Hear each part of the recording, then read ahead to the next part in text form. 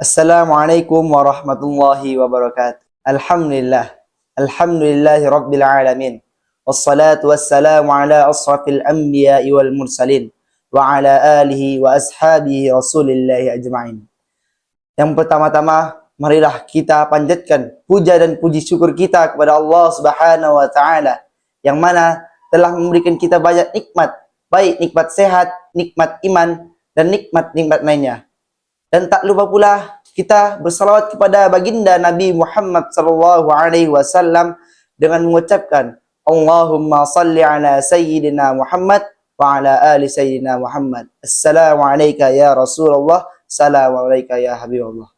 Baiklah, hadirnya ana di sini hanya untuk menyampaikan kultum yang singkat yang berjudul Tahap Diturunkannya Kitab Suci Umat Islam. Hadirin muslim wal muslimat yang berbahagia. Al-Quran merupakan mukjizat terbesar yang diterima Nabi Muhammad SAW dan menjadi petunjuk umat manusia dalam mengarungi samudera kehidupan ini. Dalam sejarahnya, peristiwa nuzul Quran atau proses diturunkannya Al-Quran terjadi di bulan suci Ramadan. Allah berfirman dalam surah Al-Baqarah ayat 185. Syahrul Ramadan alladzi unzila fihi al-Qur'anu hudan lin-nasi wa bayyinatil wal huda wal furqan.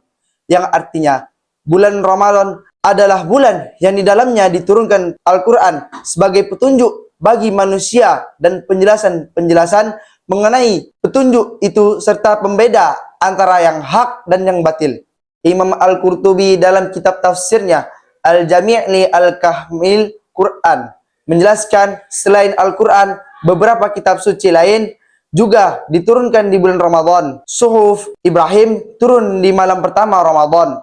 Nabi Musa menerima Taurat di hari ke-6 Ramadan. Dan Nabi Isa menerima Injil di hari ke-13 Ramadan. Keterangan ini dikutip di hadis Rasulullah yang diriwayatkan oleh Watsilah bin Asqa. Al-Quran secara keseluruhan mulai dari ayat-ayat yang jelas sampai ayat-ayat yang samar.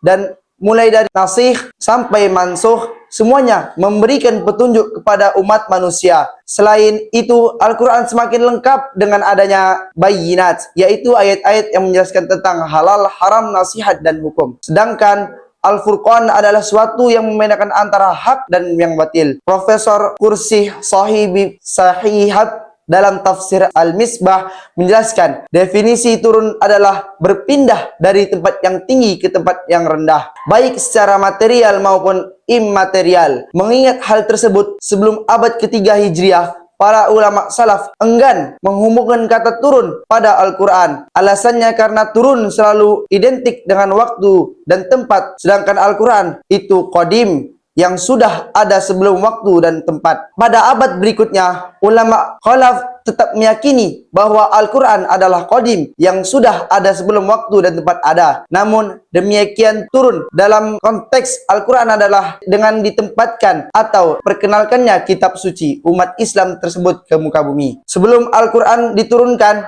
wujudnya belum diketahui atau hadir di muka bumi. Baru ketika diterima Nabi Muhammad, maka Al-Quran menjadi tampak dan hadir. Al-Quran dari Allah yang maha tinggi diberikan kepada manusia, yang kemudian terjadi perpindahan kedudukan dan derajatnya. Menurut Kursi Sahihat, penjelasan ini memiliki kesesuaian dan dengan definisi turun yang dijelaskan sebelumnya. Tahap turunnya Al-Quran menurut Imam Al-Qurtubi, mayoritas ulama sepakat bahwa proses turunnya Al-Quran melalui dua tahap. Tahap yang pertama, turun sekaligus dari Laul Mahfuz ke langit dunia pada malam Lailatul Qadar. Tahap kedua, turun secara berangsur-angsur sesuai dengan situasi dan kondisi. Pendapat ini selaras dengan keterangan Profesor Quraish Shihab yang lebih menyoroti pada sisi bahasa. Menurutnya, setidaknya ada dua kata yang berkaitan dengan proses turunnya Al-Quran, yaitu kata anzala dan nazzala. Kedua kalimat tersebut merupakan definisi dari kata dasar nazala, yang artinya turun. Lafaz nazala umumnya digunakan untuk menunjukkan turunnya Al-Quran secara utuh, sekaligus dari Laul Mahfuz ke langit dunia. Hal ini sebagaimana firman Allah dalam surah Al-Qadar ayat 1. Artinya, sesungguhnya kami telah menurunkannya Al-Quran pada Lailatul Qadar. Sedangkan kata nazzala didefinisikan dengan proses turunnya Al-Quran secara bertahap selama 22 tahun, 2 bulan, dan 22 hari. Hal ini sebagaimana tercantum dalam surah Al-Isra ayat 106 yang artinya, Al-Quran kami turunkan berangsur-angsur agar engkau Nabi Muhammad membacakannya kepada manusia secara perlahan-lahan, dan kami benar-benar menurunkannya secara bertahap. Baiklah, mengingat Ramadan ini adalah bulan mulia yang di dalamnya diturunkan Al-Quran, sudah selayaknya kita sebagai umat Islam untuk berusaha memperbanyak tadarus Al-Quran sekaligus menjadikannya sebagai pegangan dalam kehidupan sehari-hari. Baiklah, mungkin ini saja kultum yang dapat ana sampaikan. Kurang dan lebih ana mohon maaf. Wabillahi taufiq wal hidayah. Wassalamualaikum warahmatullahi wabarakatuh.